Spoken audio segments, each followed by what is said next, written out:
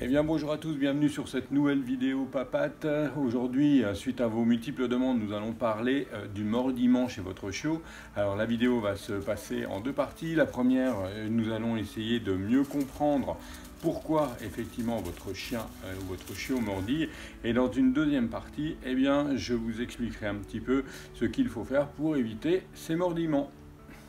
Pour éviter les mordillements, la première façon d'y arriver, c'est d'abord de comprendre effectivement pourquoi votre chien mordit. Alors ce qu'il faut savoir, c'est qu'effectivement, vous pouvez regarder sur Oji, on peut chercher partout. Voilà, Oji a des pattes et une gueule, mais elle n'a en aucun cas de main. Donc effectivement, pour pouvoir prendre, eh bien, elle va utiliser principalement sa gueule.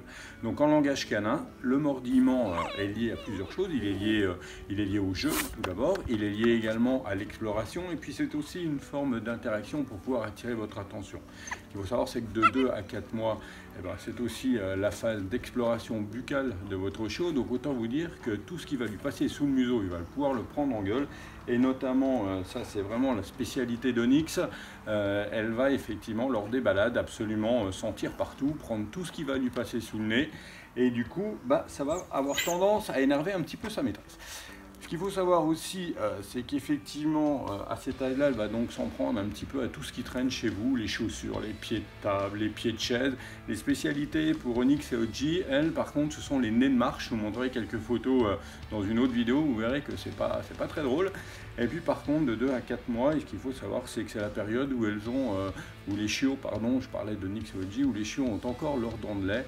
Et donc effectivement, elles sont bien pointues, bien piquantes. Donc généralement, les mordillements au niveau des bras, des mains, des pieds, des doigts, et bien, effectivement, on les sent plutôt bien. Donc suite à cette phase de 2 à 4 mois, donc elle a ses dents de lait, de 4 à 5 mois, votre chiot va perdre ses dents de lait pour pouvoir laisser la place à leur futur chien d'adulte. Et là, clairement, dites-vous que ça va sincèrement les titiller. Et donc, ils vont encore avoir plus tendance à vouloir mordiller et mâchouiller si, effectivement, vous n'y prêtez pas attention. Dans cette deuxième partie, je vais vous expliquer comment faire pour limiter, en tout cas, ou éviter les mordillements. Donc la première chose à faire, c'est effectivement de mettre en place des objets de substitution pour éviter que votre chiot s'en prenne à vos pieds de table, à vos pieds de chaise ou comme nous à la maison à nos nez de marche. Donc ne lui mettez surtout pas une caisse avec 50 jouets à sa disposition en même temps, parce qu'en fait au bout d'un moment ces jouets vont faire partie de son décor et votre chiot en fait n'y trouvera plus le moindre intérêt. L'idée c'est qu'il en ait, votre chiot, nous on parle pour Onyx et Oji, qu'il en ait toujours quelques-uns à sa portée, un ou deux maximum. Par contre, le fait d'en avoir des différents, vous voyez par exemple celui-là il commence un petit peu à en avoir assez, Oji, mais d'en avoir des différents pour pouvoir faire un roulement et surtout permettre à votre chiot comme ça de les redécouvrir en permanence et d'avoir un intérêt beaucoup plus important sur ces fameux jouets. Alors vous avez ce genre de jouets en caoutchouc assez dur, faites attention à bien prendre des jouets qui soient adaptés à leur dentition, à leur morphologie et à leur âge. Vous avez ce genre de choses, donc vous avez les dons, vous avez plein de choses différentes, vous pouvez toujours demander conseil dans votre animalerie préférée. Le fait de faire en fait ces roulements, comme je vous le disais, va lui permettre de toujours rester attentif à un nouvel objet qui va revenir. Alors attention, vraiment, le point, peut-être le conseil le plus important que je vous donnerai, ça va être effectivement de ne pas renforcer de mauvaises habitudes ou de mauvais comportements au niveau avec votre chiot.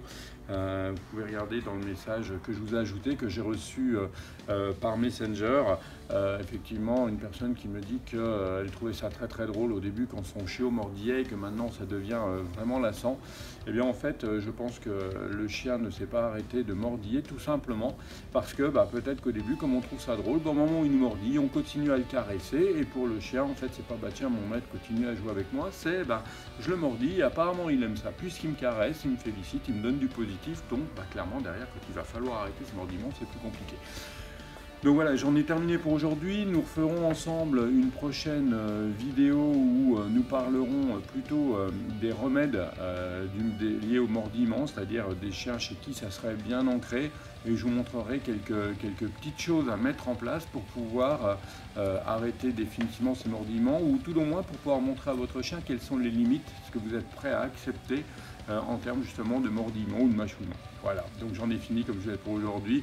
Et n'oubliez pas, choisir la méthode papate, c'est choisir de l'éduquer en toute complicité.